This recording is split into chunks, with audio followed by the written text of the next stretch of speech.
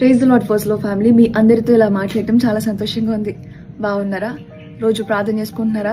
మర్చిపోకుండా దేవుని వాక్యం చదువుకుంటున్నారా? చాలా సార్లు మనం ఒంటరిగా మనతో మనం సమయాన్ని గడుపుతున్నప్పుడు, లేక దేవునితో కూర్చొని మాట్లాడుతూ ఉన్నప్పుడు లేనిపోని తలంపులన్నీ వచ్చేస్తా ఉంటాయి కదండి. వీరు నన్ను ఎలా చూస్తున్నారు, వారు నన్ను ఎలా చూస్తున్నారు, లోకం నన్ను ఎట్లా నిర్వచిస్తుంది, నా అనుకునే వారు నాకు ఎట్లాంటి పేర్లు పెట్టారు అని రకరకాల విషయాల గురించి ఆలోచించి ఎంతో సతమత పడిపోతూ ఉంటారండి.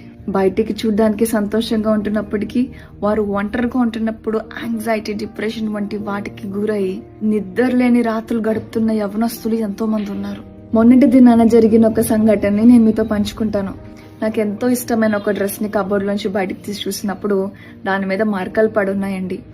అంత నచ్చిన డ్రెస్ కూడా మా మమ్మీ దగ్గర తీసుకొని వెళ్ళాను. అమ్మ, దీని మీద మరకలు పడ్డాయి, నాకు ఇంకొద్దు, నేను దీన్ని వాడను, దీన్ని ఎక్కడైనా పెట్టే లేకపోతే ఎక్కడైనా పారే అని చెప్తా ఉన్నాను.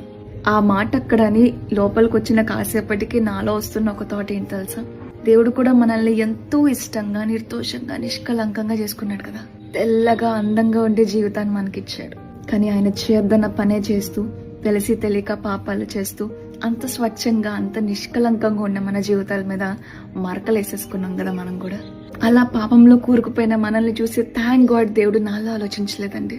మరకలున్న వీరు నాకొద్దు, పాపం చేసిన వీరు నాకు అక్కర్లేదు అనుకోలేదు.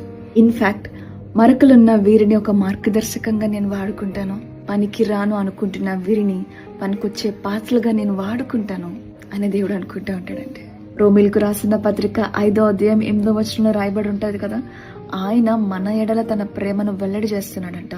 అందుకని మనం ఇంకా పాపులుగా ఉన్నప్పుడే ఆయన మన కొరకు చనిపోయాడంట.